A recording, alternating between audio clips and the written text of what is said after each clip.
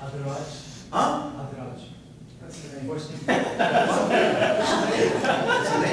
He just gave you his name. Oh. Yes, you should. And your name is? Adraj, okay. And I think they were not passionate about it. There you go. We got the answer. They were not passionate about it. Why they were not passionate about it? So that's not what they wanted to do. Why they didn't want to do? They didn't like it. Why did they do it if they didn't want to do it? Pressure from where? There you go, we got it. These people were pressed by external forces.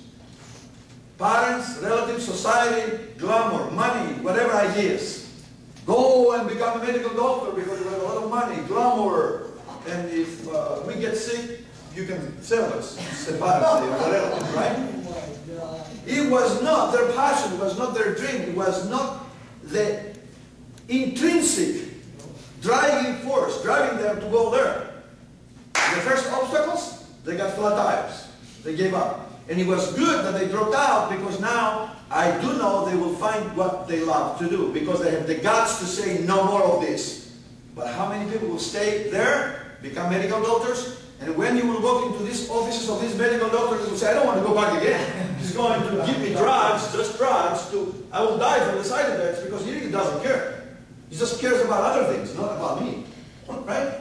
How many people will stay and they will not be successful, they will be miserable, or even if they will be successful outwardly. They will make money, but inside they will be crying all the time. They will talk about retirement all the time. I know medical doctors, they talk about retirement all the time. Why? They don't love what they're doing. I tell my students, I don't want you to move from your seats before the time is over, my class is over. If you don't want to do it that way, stay home. Because when I teach, I love what I'm doing. And if the system gives me 50 minutes, I want to get all 50 minutes. I love teaching you. I love to touch your heart, your brains, your feelings, and I don't want you to take away this from me. That's why I chose teaching. So if you don't want to sit there until from 11 to 11:50, stay home. Don't disturb the others that they want here to touch me, and they allow me to touch them.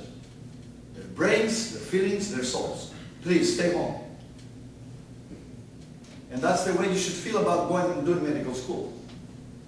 Especially medical school. To deal with pain, fear, death, life. Please, don't play games with this.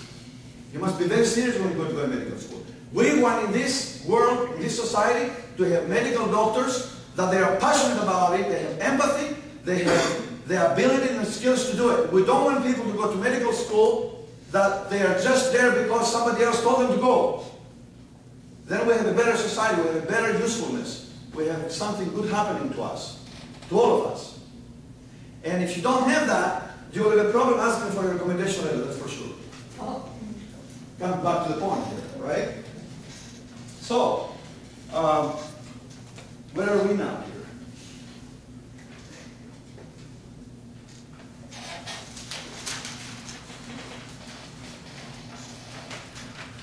I think most of the professors or employers, whatever, will make an assumption that when you ask for a recommendation letter to do something, you are passionate about it. It's for you. You are doing it because you really like it.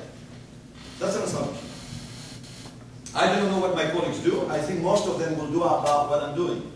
During the process of knowing you and knowing you, your recommender, that recommender is going to find out if you're really genuine about something that you want to do. And it's to your benefit. It is to your benefit. Believe me. To find out if you are genuinely interested in medicine or not. Because if you don't get a good recommendation or not a recommendation from that person, and ultimately cuts you off and forces you to go and do something else, that will be better for you and the society. If that is a fake letter, kind of technicalities and all kinds of fix it to look good, something happens and the committee also doesn't see that, you go through, you end up with like these two people. So it will be to your benefit to find out if you're strong enough to work out the requirements for the simple thing to ask for a positive recommendation letter, because that could be a signal to you. Or there's other signals. Are you able to do the internships that you must do to go to apply to medical school? Because these internships, they will tell you if you like to see blood or not. If you like to see cut flesh or smell or complaints or people in fear, maybe you don't like these things. The only thing you've done is, I only became a medical doctor because my parents were telling us the best thing to do when you grow. And now you went there and you saw the ambulance, the lights, the commotion, the blood, the smell. This is not for me. But you don't want to dissatisfy your parents or your relatives, so you say, I got to do it, man, because I spent so much money in loans. So what I'm going to do now, I got to do it. Slavery. That is called slavery. You don't want to be a slave all your life. Let other people get that spot in the medical school that they are ready and deserve it to be there. Go to where you deserve to be. There you will be successful. There you will be a star. Not in the medical school if that's not for you. There is a place for you to be a star. Find that place. If it's the medical school, please go with my best wishes and you will succeed, no doubt about it. But it has to be yours. Okay?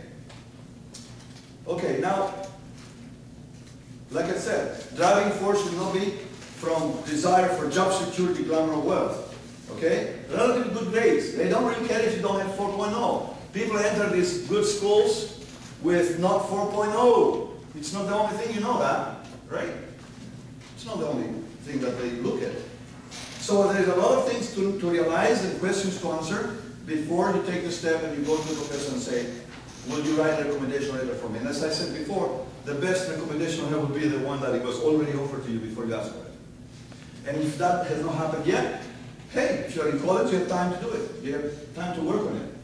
If you have graduated already, you still can do something about it. There's a lot of ways you can repair that. Okay? If you really want to know, if that's what you want to do, if that's really what is in your heart, not in your brain, in your heart. Okay? So you must know your recommender very well. Don't ask a recommendation letter from somebody you don't really know who he is. And don't ask for a recommendation letter from somebody who does know you. Somewhere there it's not going to be good. It's not going to fly. You know, it's not going to move. Somewhere it's going to be blocked. Okay?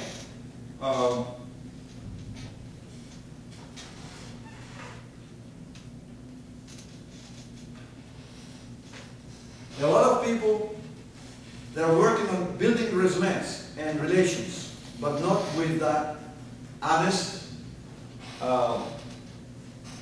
driving force. There's a lot of books out there, hundreds of books, how to do this, how to do that, right? How to write an impressive resume, right? How to write a successful resume, blah, blah, blah, blah, or technicalities. Most of these books don't go psychological all the way down to tell you, hey, you're in the wrong path. If that's not for you, if that's not what you really, really in your heart wants to do, give it up. Become smart and do what you can do most conveniently. When you do it, you feel like you're in paradise. You feel so much pleasure. Because when you are born, just that the elephant cannot climb on the tree, and the bird cannot push a tree like the elephant does, it's the same thing with you. You are born with certain abilities and skills that you have and the other person doesn't. Find your place where these skills are required, you will become a star. If you go to that place that the other person is, and he's doing really good, he's an elephant and you're not an elephant, you will be in trouble. They will not promote you. You will be in trouble. You will be fired, you will be given up, and you will be miserable if you stay. Every one of us can find its own place to excel and become a star. But very few people will make the decision to say, enough for this, I'm going to be very selfish of what I'm going to do in my life. Because that expresses me. When I do it, I feel like a creator. I'm creating things. And I see people very happy, and they give all that love and devotion back to me. It's a beautiful thing. Let that happen.